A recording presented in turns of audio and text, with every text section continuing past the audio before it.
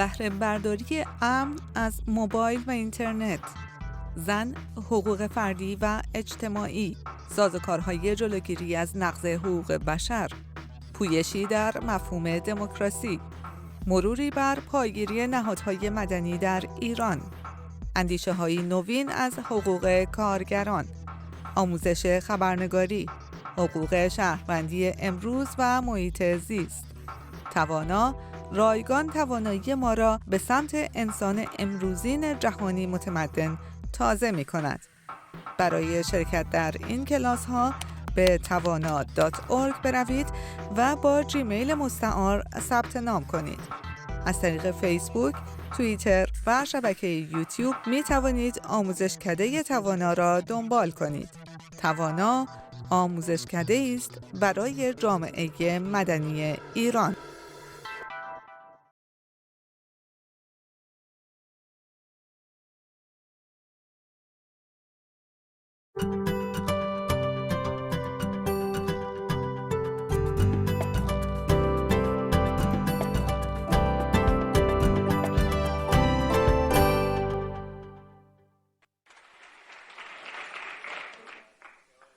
Professor Perry's talk indicates, pushing the limits of the possible necessarily means that we need to think about things very differently.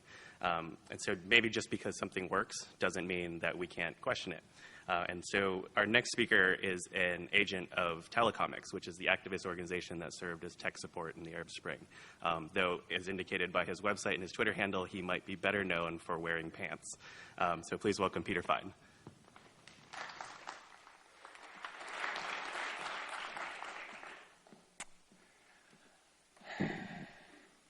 I'm going to tell you a story about the future and the past and the internet. I'm here today to tell you that democracy is obsolete. When we say something is obsolete, we don't mean that it's worn out, but rather that it's out of date. That we found better ways to do something that are cheaper, faster, or scale to larger numbers of people. An axe wears out chopping down cherry trees. Your first-generation iPod still works, but it's obsolete. Things that are obsolete don't magically disappear, and the leftovers are called legacies. Legacies can hang around for quite a long time because they're large and pervasive, and the cost of upgrading all at once is too high. As we push them further and further beyond their limits, legacies accumulate cruft, grow more and more massive. Audio cassette tapes are obsolete. Signing your name when you pay by credit card is legacy. And if you think this has nothing to do with politics, remember we still name our months after Roman emperors who have been dead for 2,000 years. I'm going to tell a very abbreviated story about democracy and obsolescence. When we talk about democracy, we seem to mean a form of government where citizens vote for a representative who goes off to the seat of power and represents your interests and makes decisions on your behalf. This is the model of the US Constitution, which has been exported around the world and been scaled up and down from your local school board to the United Nations. In 1789, we needed representatives because it took 3 days to get a letter from Boston to Washington, D.C. if it arrived at all. Democracy is government for the horseback age. But this mostly works for about 100 years, so let's skip forward to the invention of radio, which should have finally obsoleted handwritten letters. But radio never really gets a chance to fully develop because in the late 1920s, it's taken over by the government and commercial interests and becomes this one-way broadcast mass medium. While Germany gets the Nazis, in the US, we still have this legacy of a horseback democracy. Representation doesn't really scale, though, so we have to keep implementing larger and larger bureaucracies. A free press no longer means a literal printing press, but rather a commercially controlled, government-blessed institution. Go forward 3 generations, and the state and the market and the law have completely eaten everything else. There's no space left, to the point where we have non-profits and non-governmental organizations without an identity of their own. But a funny thing happens on the way to the end of history. In 1996, we get the internet on speed dial. And within just a few years, broadcast mass media is obsolete. This leaves us some large, crufty legacies like CNN's millions of Twitter followers and the New York Times. The net allows richer, faster, cheaper communications directly from person to person. So we hope that it will allow us to build a real democracy, as Doug Rushkoff called it, or fret that it won't, as he did, as if we could somehow return to a mythic past that's already several generations out of date. Then in 2011, the world just seems to go nuts. The revolution will be tweeted, there's WikiLeaks and Anonymous and Tahrir and the Arab Spring and Occupy Wall Street and Anonymous again and the SOPA protests and massive street rallies against ACTA all over Europe.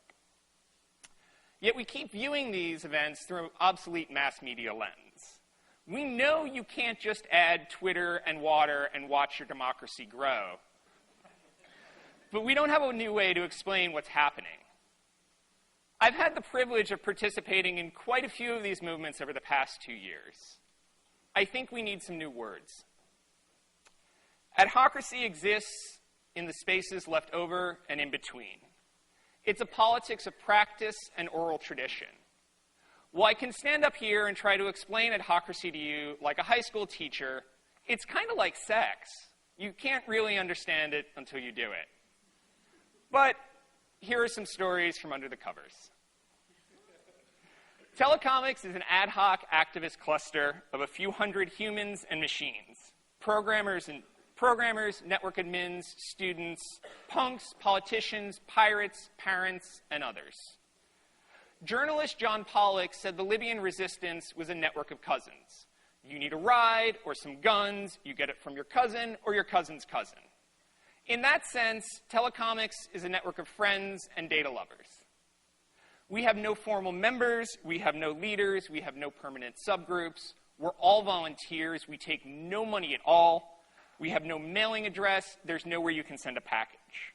We certainly have no official spokespeople. If Telecomics exists anywhere, it's in our chat networks and the networks of relationships of the people who participate. We operate on a simple principle. Show up, find collaborators, and just go do. And I'll be honest, mostly what we do is hang out and chat and do nothing. People have other interests than occupations. Remember, it's ad hoc. But some days, we help keep the internet running in the Middle East. The press has called us tech support for the Arab Spring. We've deployed advanced encryption and built drones, rebuilt dial-up modem pools, and spammed fax machines with treatments for tear gas. When the Mubarak government blocked Twitter, Egyptians found our chat network and gave us news reports that we tweeted using our account. That's the kind of facilitation of communication that we do. Like the rest of the internet, Telecomics is put together with bubblegum and popsicle sticks. Some days the server crashes or gets DDoSed or somebody forgets to pay the domain bill, and nothing ever seems to get written down. This turns out to be a good thing because when the internet breaks, we can just go get some more popsicle sticks and go fix it. When the net went down in Egypt, Telecomics didn't call Ron Wyden, to call Hillary Clinton, to call Obama, to call Mubarak, to say, please turn it back on. Instead, we took direct action. We got out some modems and faxes and just did it ourselves. Though Telecomics is just a bunch of telecommunist cipher hippies, we don't have a bank account mainly because we just couldn't be bothered to set one up. The paperwork and the forms and incorporations, and what country is this all actually located in, sir? It's a huge amount of bureaucratic overhead. If you're focused on getting things done, it's actually more cost-effective not to use money at all. No, really, this works better. The State Department invited me to a workshop on internet freedom, and after 5 days of back-and-forth emails, I finally just gave up and booked my own plane ticket. When Telecomics started our Syria operation last July, we had network scans and contacts on the ground inside 3 days. Those scans uncovered evidence of a U.S. company called Blue Coat's hardware being used to censor the net in Syria. Within 6 months, we built front-page stories on Slashdot and the Wall Street Journal, and politicked in the European Union, which for the first time ever passed export controls on censorship hardware. A dozen people can set in motion a loose chain of events, ending in a change of international law in less time than it takes the government to buy a plane ticket. While this may all seem very new and networked and cool, adhocracy is actually quite old. I met an anthropologist who spent the past 20 years studying rural villages in Latin America. She told me they'll have a meeting and 300 people will get together and they'll sit around and they'll talk and argue for an hour or two and nothing really seems to get decided. And then 2 days later, a bridge has been built. We already know how to do this. Adhocracy is common as negotiating where to go for dinner or seat swaps on an airplane. Ad hoc movements are popping up because our formal political institutions have failed. The UN's ongoing inability to act on Syria being an egregious example. We think regressive laws like SOPA and ACTA are a threat to the internet, and they are, but the radical disconnect between the policies they propose and our day-to-day lives is in fact a greater threat to the rule of law itself. Politics is no longer left versus right. It's internet versus television. When you have an obsolete legacy system on the edge of collapse, it's tempting to throw it out and start fresh. But experience in technology teaches us to avoid this if we can. Revolution is expensive and risky. It doesn't work well when you have a large dependent user base, and you often know less than you thought you did. Instead, you need to replace it from the bottom up. We need to starve the beast, not of dollars, but of our personal investment and energy. It took a long, long time to get ourselves into this mess, and we are going to spend the rest of our lives rebuilding a better world. The question we need to ask is not what we can do for our country or what our country can do for us, but what we can rebuild for ourselves, for each other, and for our internet. Thank you.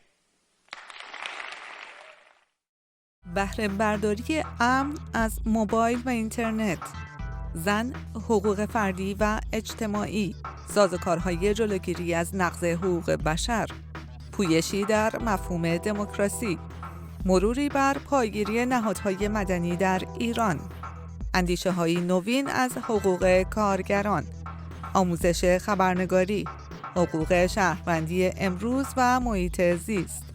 توانا رایگان توانایی ما را به سمت انسان امروزین جهانی متمدن تازه می کند. برای شرکت در این کلاس ها به توانا.org بروید و با جیمیل مستعار ثبت نام کنید. از طریق فیسبوک، توییتر و شبکه یوتیوب می توانید آموزشکده توانا را دنبال کنید. توانا آموزشکده است برای جامعه مدنی ایران.